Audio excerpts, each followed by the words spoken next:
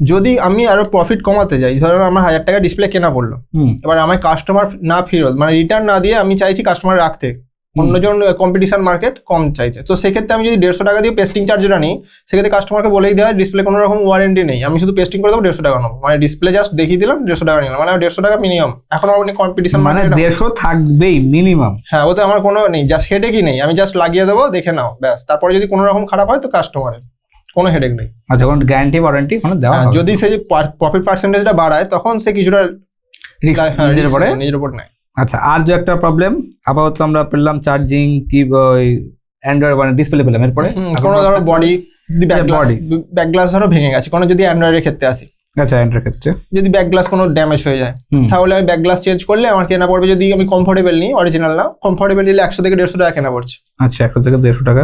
এটাও সেম, আমি বিক্রি করছি 500 থেকে 600 টাকা।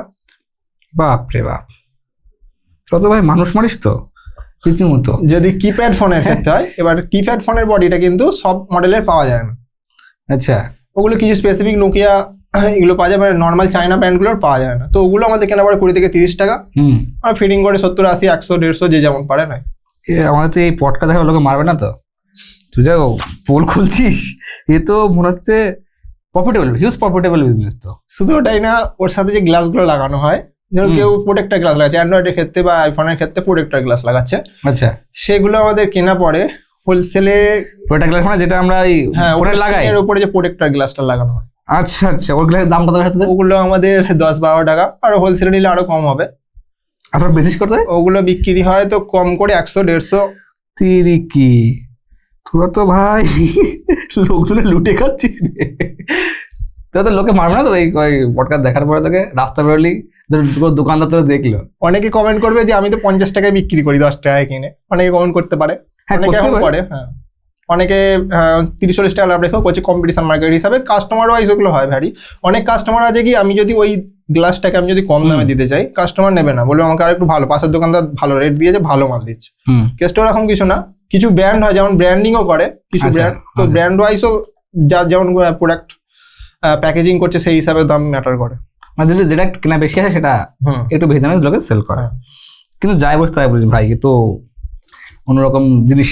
যারা ভিডিও দেখবে তারা তো অলরেডি মাথা তো হম্বদম্ব খাবেই। আর আমার মনে হয় যখন দোকানদার তোরা দেখবে রাস্তায়, কোনো দোকানদার তোর তো ভাই খবর আছে তো।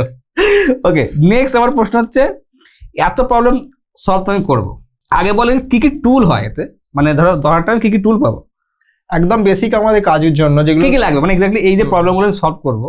প্রফিট দেখলাম, প্রফিট মোটামুটি খারাপ নয়, ভালো প্রফিট, খারাপ নয় ভালো প্রফিট, বাট প্রশ্ন হচ্ছে কি কি টুল আমার প্রয়োজন পড়ে এটার জন্য? প্রথমত আমার মোবাইল ওপেন করতে হবে, তার জন্য আমাদের স্ক্রুড্রাইভারের সেট লাগবে। স্ক্রুড্রাইভার, আচ্ছা স্ক্রুড্রাইভার সেট, দেন এবং বডি ওপেন করার জন্য ওপেনার লাগবে, ওপেনার, এবং কোনো কিছু ঝালাই কাজ করার জন্য সোল্ডারিং করার জন্য সোল্ডারিং আয়রন লাগবে। আয়রন লাগবে।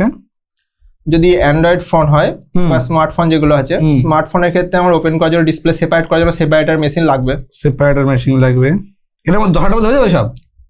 হ্যাঁ, ওগুলো কম দামি। আচ্ছা, সেপারেটর মেশিন হয়ে যাবে।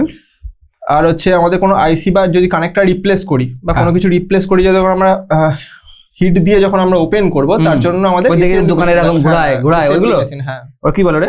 এসএমডি। কি এসএমডি? আচ্ছা এসএমডি। আর কি লাগবে? তো গ্লু লাগবে, কারণ পেস্টিং করার জন্য। পেস্টিং।